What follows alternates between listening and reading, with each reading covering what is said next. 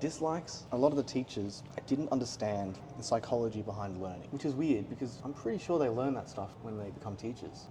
They have like a psychology section, learning the psychology of learning, but they don't seem to understand it really, a lot of the teachers. I can't think of any examples, but I guess I'm bringing up a lot of the same stuff that Jesse brought up because we had similar experiences growing up, but just the teachers, they would treat you like a child, which would make you act like a child, and you wouldn't learn anything because they wouldn't show you why it's important to learn it. Like in maths or even in English, you would just be shown a formula for how to do something, and they wouldn't tell you how they came to this formula. They wouldn't tell you why you would use this formula instead of just anything else. They just say, if you have this problem, use this formula to get the solution. And it's such a surface level explanation, and it doesn't give any reason for why you're doing anything. So it makes it almost impossible to transfer any of it into real world skills. And if the kids would say why or backtrack it in a way, put pressure on why they need to learn it, a lot of the teachers probably wouldn't provide the explanation. They'll just say, either because we told you to learn it or... Exactly. Yeah, because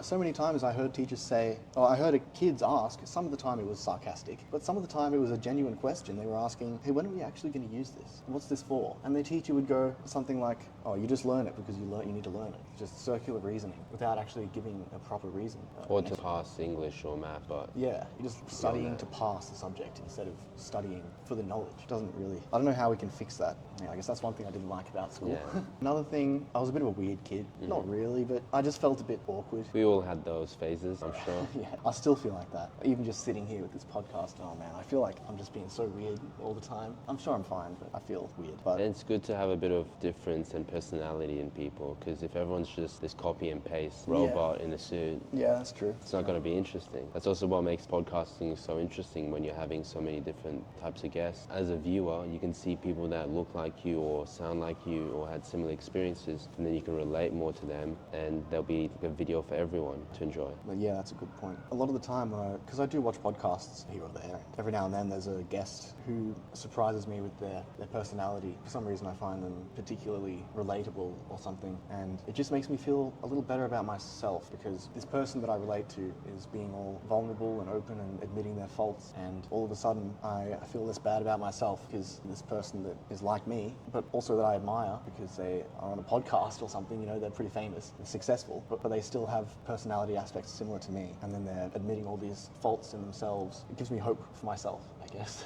Not that I'm unhopeful for myself. I feel like I've been talking about myself as if I'm some failure, but I don't see myself that way. And if you switch the perspective, there's always someone in a worse situation than you. Always. People on the streets or people with worse health conditions. You have to be grateful for what you have, because it might not last. I'd probably say another thing to dislike about high school would probably be certain drug use or misuse of bathrooms. Oh yeah. Yeah, there were these kids who would always go to the top of the oval and smoke their cigarettes, and they thought they were so cool. And alright, this might be a bit controversial, but there are certain situations where you look at someone smoking a cigarette and you go, you know what, that is pretty cool. He looks pretty cool right now. Obviously, smoking is bad, and the teachers always say smoking's not cool. Everyone's always like smoking's not cool, and usually it's not. But just every now and then, you see this dude after a hard day of work, and he's just sitting back and having a cigarette. He just looks cool. With all the smoke coming off it, especially in the bright sun and seeing it. Yeah, there are some situations where it does look kind of cool. But being a high school kid, smoking at the top of the oval, that's not cool.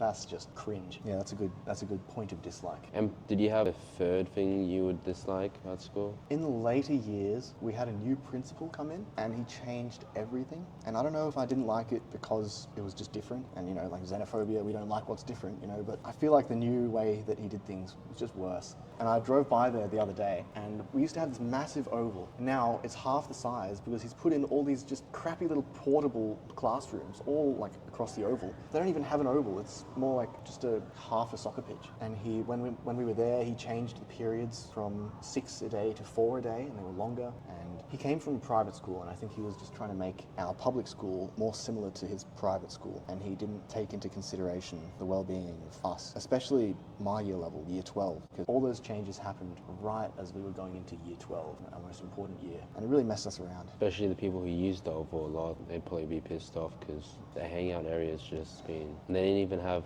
an opinion to voice or vote against it. There was no... And he changed the houses. He got rid of the old houses, the whole old house name, games, and he just forgot what house anyone was in, and he just said, okay, new houses. What? We were in year 12, we were loyal to our house from year 7 all the way to year 12, and then he just goes, nah, forget about that. What?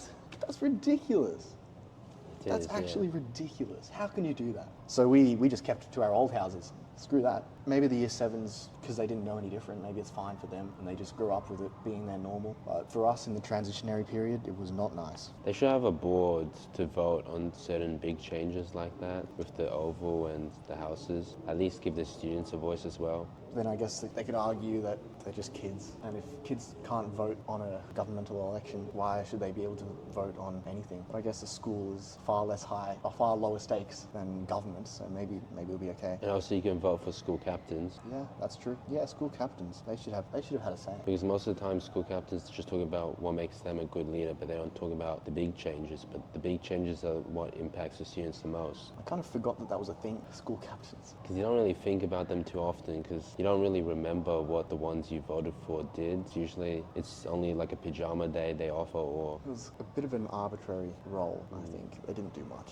And sometimes there was this one school captain back in primary school who said they'd get some kind of theme park to come over to the school. We voted for them in, but it never happened.